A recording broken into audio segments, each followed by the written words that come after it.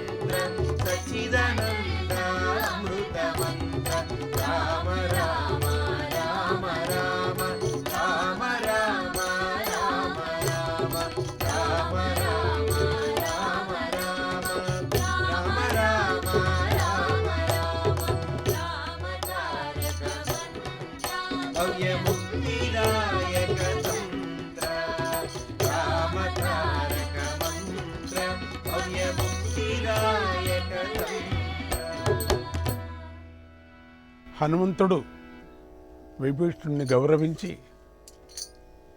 ఆదరంగా రాముడి దగ్గరకు తీసుకొచ్చాడు. విభీషణుడు గద్గద స్వరంతో తనను తాను పరిచయం చేసుకొని సాష్టాంగ వందనం చేసి ఇలా చెప్పాడు: ఓ రామ, నేను రావణుడి తమ్ముడిని, అతని చేత అవమానింపబడ్డాను. ప్రాణులందరికీ రక్షకుడవైన నిన్ను శరణు పొందాను. పరిత్యక్తామయాలంక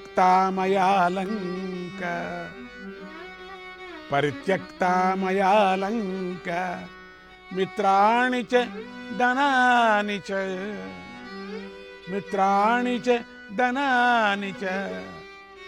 భవద్గతం కిమే రాజ్యం జీవితం చ సుఖాని చ.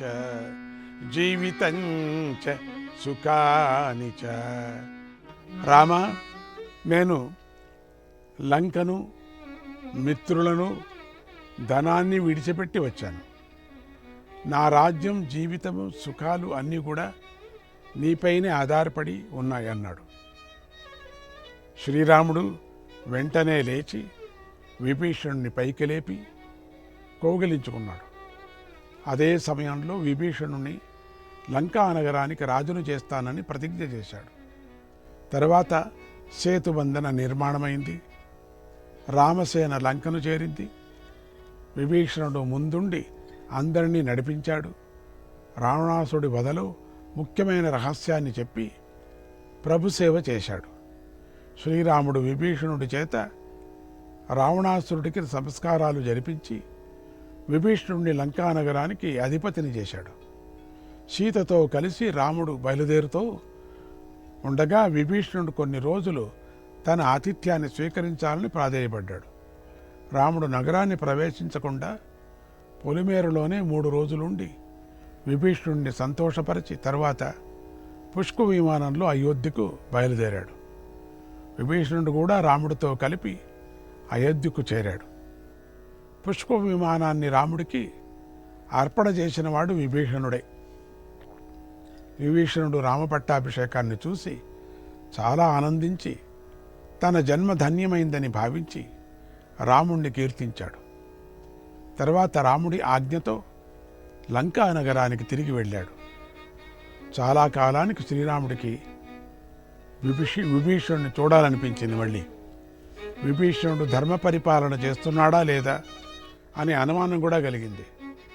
రాముడు ఇలా ఆలోచించాడు, దేవతలకు విరుద్ధమైన పని వినాశానికి కారణమవుతుంది.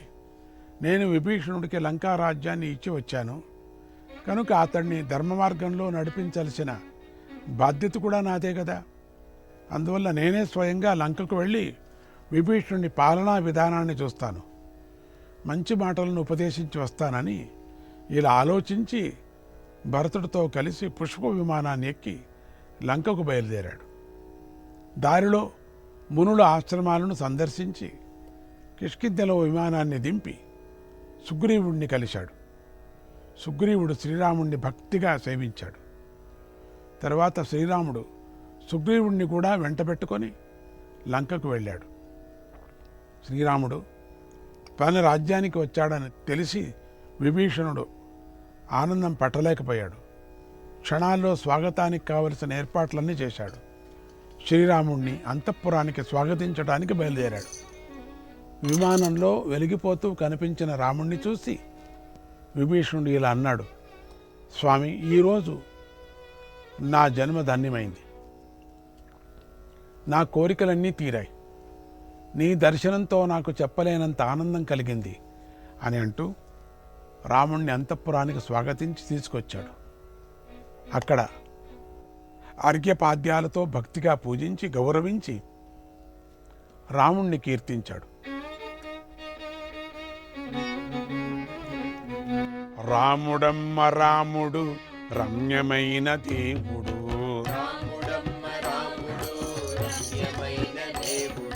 రాముడమ్మ రాముడు రమ్యమైన దేవుడు,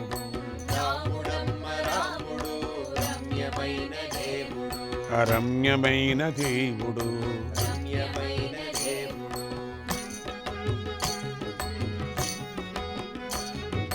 పాదమెత్తి తాకెను బండరాతి తునకను, పాదమెత్తి తాకెను బండరాతి తునకను, పాల వంటి స్వచ్ఛమైన భామ ఒకటి పుట్టెను, పాల వంటి స్వచ్ఛమైన భామ ఒకటి పుట్టెను.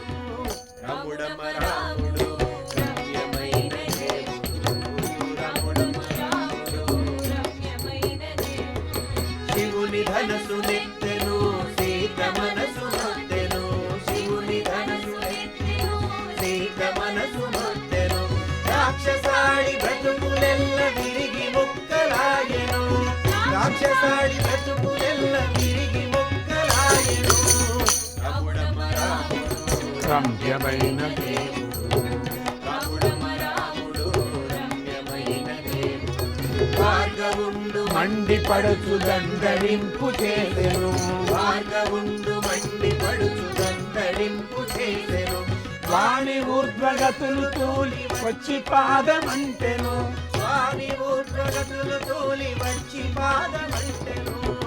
రాముడమ్మ రాముడు రమ్యమైన దేవుడు, రాముడమ్మ రాముడు రమ్యమైన దేవుడు. గంగనీటిలోన గుహుడు పాదయుగలి కడిగెను, గంగనీటిలోన గుహుడు పాదయుగలి కడిగెను. గంగ తల్లి పొంగిపోయి నింగినంటి ఎగిరెను, గంగ తల్లి పొంగిపోయి నింగినంటి ఎగిరెను. రాముడమ్మ రాముడు రమ్యమైన దేవుడు, రాముడమ్మ రాముడు రమ్యమైన దేవుడు. రెక్క తెగిన పిట్ట కొరకు వెక్కి వెక్కి ఏడ్చెను, రెక్క తెగిన పిట్ట కొరకు వెక్కి వెక్కి ఏడ్చెను. అశ్రుతర్పణము చేసి అమరలోకమిచ్చెను, అశ్రుతర్పణము చేసి అమరలోకమిచ్చెను. రాముడమ్మ రాముడు రమ్యమైన దేవుడు, రాముడమ్మ రాముడు రమ్యమైన దేవుడు. మనిషి ఎగుట నిలిపి కొనుచు మహిమలెన్నో చేసెను, మనిషి ఎగుట నిలిపి కొనుచు మహిమలెన్నో చేసెను. సచిదానంద యోగమిచ్చి సాధు జనుల కాచెను, సచిదానంద యోగ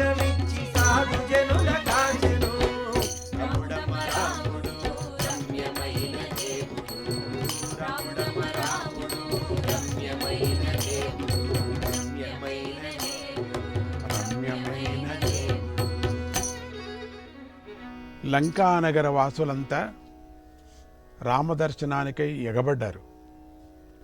తమకు రాముణ్ణి చూపించాలని గట్టిగట్టిగా అరిచారు. విభీషణుడు రాముడి ఆజ్ఞను తీసుకొని మహాదర్శనానికై ద్వారాలను తెరిపించాడు. లంకావాసులు రాముణ్ణి చూసి పరవశించిపోయారు. ఆ మహాదర్శనం 3 రోజులు కొనసాగింది. 4వ రోజు రావణాసురుడి తల్లి కైకసి విభీషణుడిని పిలిచి, నాయన, నేను కూడా శ్రీరాముడిని దర్శించుకుంటాను. ఆయనను దర్శించటానికి మహామునులు కూడా ఎదురు చూస్తూ ఉంటారు. శ్రీరాముడు సాక్షాత్ మహావిష్ణువని, సీతా మహాలక్ష్మి అని నాకు తెలుసు. కానీ నీ అన్న ఈ రహస్యాన్ని తెలుసుకోలేకపోయాడు. మహావిష్ణువు రావణవధకై రఘువంశంలో అవతరిస్తాడని నీ తండ్రి నాకు ఇదివరకే చెప్పాడు. ఈ మాటలు విని విభీషణుడు ఇలా అన్నాడు, అమ్మా, నువ్వు కొత్త వస్త్రాలను ధరించి బంగారు పాత్రలో మంగళ ద్రవ్యాల నుంచి రాముణ్ణి దర్శించు. రామదర్శనానికి నా భార్య సరమను కూడా తీసుకొని రా అని చెప్పి విభీషణుడు తల్లి కంటే ముందే రాముడి దగ్గరికి వెళ్ళాడు. అక్కడ రాముడిని చుట్టుముట్టుకున్న ప్రజలందరినీ పక్కకి పంపించి వేసి ఏకాంతంలో రాముడితో ఇలా అన్నాడు, దేవా, నా తల్లి అయిన కైకసి నిన్ను దర్శించాలని వస్తుంది. ఆమెకు దర్శనాన్ని ఇచ్చి అనుగ్రహించన్నాడు. అప్పుడు రాముడు, అహం తస్యాహ సమీపం తు మాతృదర్శన కాంక్షయా గమిష్యే రాక్షసేంద్రత్వం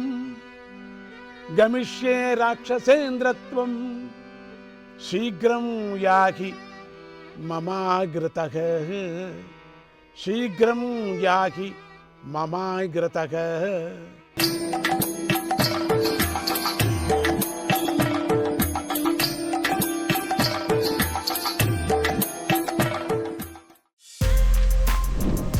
For more videos like this, subscribe Big TV channel.